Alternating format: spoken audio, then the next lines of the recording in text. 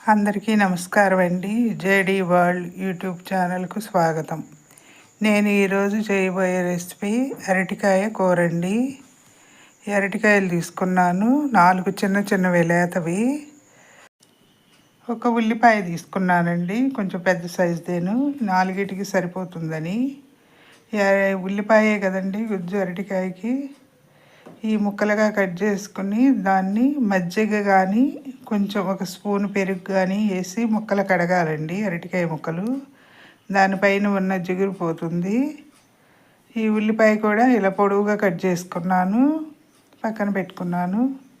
ముందుగా స్టవ్ వెలిగించి పెట్టానండి. దానికి తగినంత ఆయిల్ వేసుకోవాలి. కూర చేయటానికి ఆయిల్ కూడా సరిపడినంత తీసుకోవాలండి, ఎక్కువ వాడకూడదు. ఆయిల్ కూడా శరీరానికి అంత మంచిది కాదండి. నేను చిన్న గరిటెను, దాంతో 3 గరిటెలు వేసుకున్నాను కూరకు సరిపడా.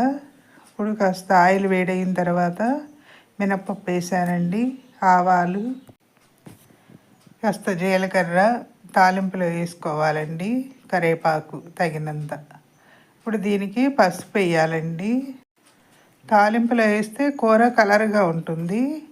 ఇప్పుడు అయిపోయిన తర్వాత ఈ కట్ చేసి పెట్టుకున్న ఉల్లిపాయలు వేసుకోవాలండి. వేసి మొత్తం ఒకసారి ఇలా కలపాలి. కూర ఇలా చేసుకోవడం వల్ల రైస్లోకి చపాతీలో కూడా చాలా బాగుంటుందండి. దీనికి కూరకు సరిపడా సాల్ట్ కూడా వేసుకోవాలి. కొంచెం ఒక 1/2 స్పూను అల్లం పేస్ట్ వేసుకుని మొత్తం కలపాలండి.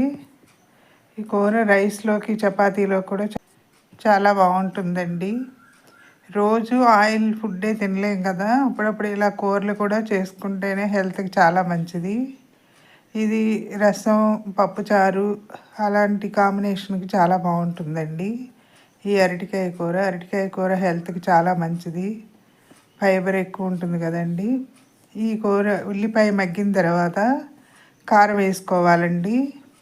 లేతకాయలు కదా, పేస్టులు అయిపోతుంది. కారం వేయటం వల్ల కొంచెం బిరిసెక్కి చాలా బాగుంటుందండి, మెత్తగా అవుతాయి. ఇప్పుడు ఈ పెరుగు వేసుకున్నాను కదా 1 స్పూను, దీనిలోనే కడగాలి ముక్కల్ని. దాని మీద ఉన్న జిగురు లాంటిది పోతుంది.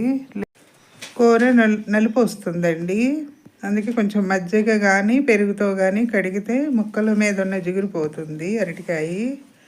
ఇప్పుడు ముందుగా వేయించి పెట్టుకున్న ఉల్లిపాయ తాలింపులో వేసుకోవాలండి. కారం కూడా వేసాం కదా, సన్న మంట మీద కలుపుతూ కూర చేస్తే చాలా బాగుంటుందండి.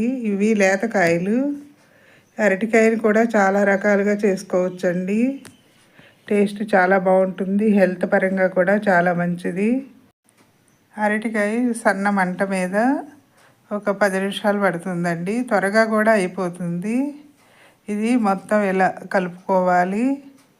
ఉప్పు, కారం, అల్లం పేస్టు అన్నీ కూడా ముక్కలుగా పడతాయండి. కారం తర్వాత వేస్తే కూర మెత్తగా అయిపోతుందండి, బాగా పేస్ట్ వెళ్ళే. అలా కాకుండా ఉల్లిపాయ వేగిన తర్వాత కారం వేస్తే చాలా బాగుంటుందండి, ముక్క చెదరదు, ఇలా బాగానే ఉంటుంది. రంగు కూడా ఈ పెరుగుతో కడగటం వల్ల చాలా బాగుంటుందండి అరటికాయ కూర. మూత పెట్టి ఒక 10 నిమిషాలు మగ్గిన తర్వాత చూడాలి.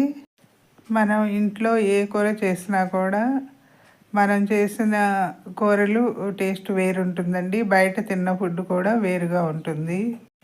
మనం చాలా వరకు మన ఇంట్లో ఫుడ్నే చేసుకు తింటే చాలా మంచిదండి. హెల్త్ పరంగా చూసుకున్నా కూడా మనకి చాలా మంచిది, పిల్లలకి పెద్దలకి కూడా.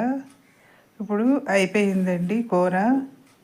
దీనిలో మసాలాలు ఏమీ అవసరం లేదండి. మనం ఇష్టం ఉంటే కనుక కొంచెం గరం మసాలా వేసుకోవచ్చు. రోజు కూడా మసాలా కూరలు తినలేం కదండి, అందుకని నేనైతే వేయలేదు. మసాలా ఇష్టపడే వాళ్ళు కొంచెం వేసుకోవచ్చండి, నేనైతే వేయలేదు. కొంచెం గరం మసాలా చల్లుకుంటే వేడివేడి కూర మీద చాలా బాగుంటుంది. ఇవి ఎంతైనా కూడా మనం ఇంట్లో చేస్తుంది కదండి. ఇది రసం కానీ పప్పుచారు కానీ చేసుకుని సైడ్ డిష్గా అయితే చాలా బాగుంటుందండి. అరటికాయ కూర అయిపోయిందండి. నచ్చితే లైక్ చేయండి, షేర్ చేయండి, సబ్స్క్రైబ్ చేయండి. మీ లక్ష్మీ కుమారి.